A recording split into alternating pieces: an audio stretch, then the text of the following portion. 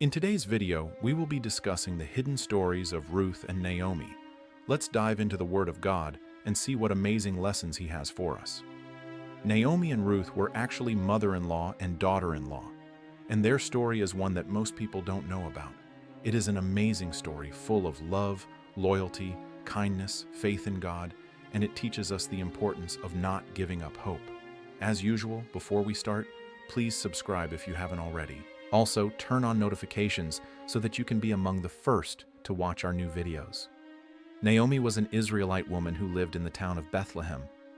She married a man named Elimelech, and they had two sons, Mahlon and Chilion.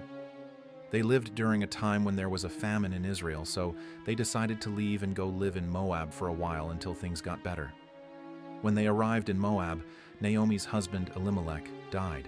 So she and her two sons began to live with one of her relatives, Orpah, and they started to live there for 10 years. Unfortunately, within those 10 years, Naomi's two sons also passed away, so she was left alone without any family in the land of Moab. At this point, Naomi decided that she wanted to return back to her hometown, Bethlehem.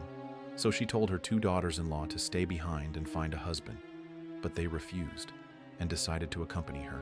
Upon arriving in Bethlehem, Naomi told her neighbors to call her Mara, which means bitter instead of Naomi, which means pleasant. She said that she was no longer pleasant in the eyes of the Lord and that her life was full of bitterness.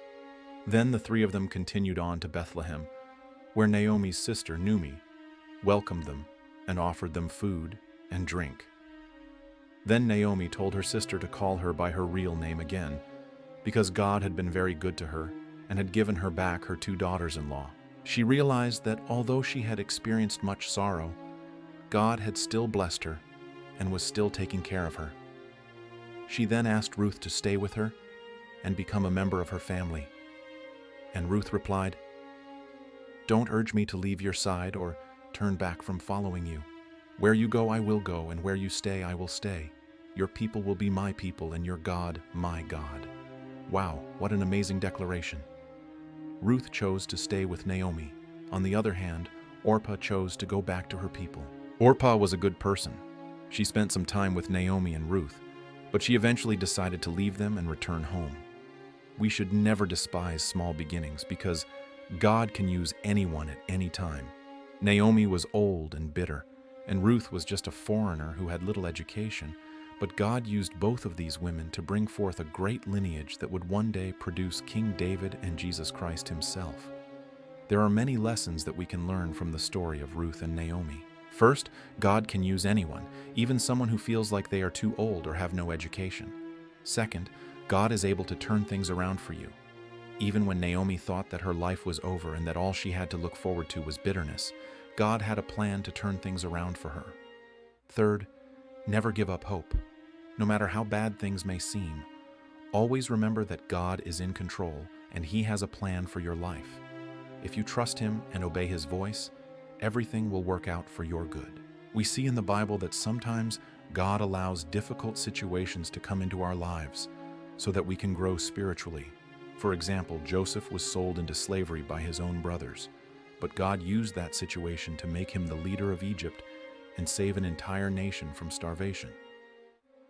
Job lost all of his children and all of his possessions, but through that, he learned to put his trust in God rather than in his own works.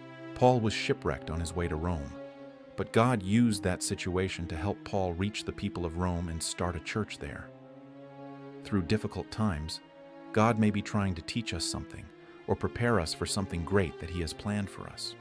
We may not understand why we are going through hard times, but we can trust that God has a purpose for it. It may be that God is testing our faith to see if we will remain faithful to Him. James wrote in his letter, "Consider it pure joy, my brothers and sisters, whenever you face trials of many kinds, since you know that the testing of your faith produces perseverance. Let perseverance finish its work so that you may be mature and complete, not lacking anything." James 1:2-4. So the next time you go through a difficult situation, remember that God is in control and He has a plan for you. Trust in Him and obey His voice, and you will see that everything will work out for your good.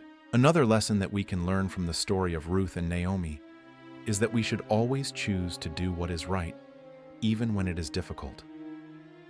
Ruth could have easily chosen to stay in Moab and find a husband, but she knew that her place was with Naomi.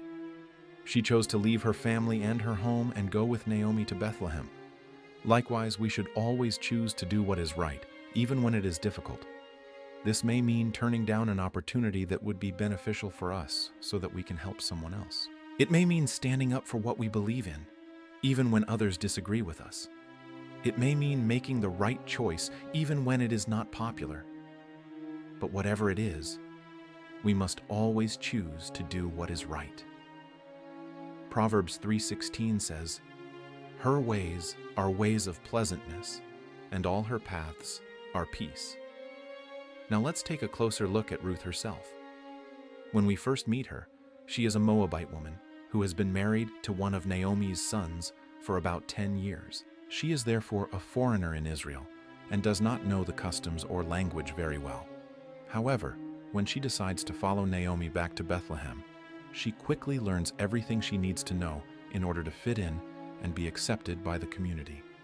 This shows us that Ruth was very quick-witted and adaptable. She was also very loyal and loving to Naomi, who had become like a mother to her. When Naomi tells Ruth to stay behind in Moab and find a husband, Ruth refuses and insists on going with her. This shows us that Ruth was very committed to her relationship with Naomi and that she valued their bond more than anything else. Ruth was also very hardworking and diligent. She was willing to work in the fields all day long in order to provide for herself and Naomi. This is evident when she goes to work in Boaz's field and becomes his employee. Ruth was also very humble and respectful. She did not think that she was better than anyone else, and she was always willing to listen to advice. This is shown when she listens to Naomi's advice and goes to Boaz's field. One of the most important lessons we learn from Ruth is the importance of being kind and helpful to strangers. When Ruth first arrives in Bethlehem, she is a foreigner and doesn't know anyone. But the people of Bethlehem are kind to her and help her to get settled. This teaches us that we should always be willing to help those who are different from us and not turn away those who may need our assistance. Another lesson we learn from Ruth is the importance of taking care of those who are older than us. Naomi is an elderly woman when Ruth enters her life, but Ruth never complains or gets frustrated with her. Instead, she takes care of Naomi and helps her to get through her difficult time. This teaches us that we should always respect and care for those who are older than us. Finally, the book of Ruth teaches us that God is in control of our lives and that He has a plan for each one of us. Even when it seems like things are not going our way, we can trust that God has a purpose for us and that everything will work out according to His will. Thank you for watching. See you next time.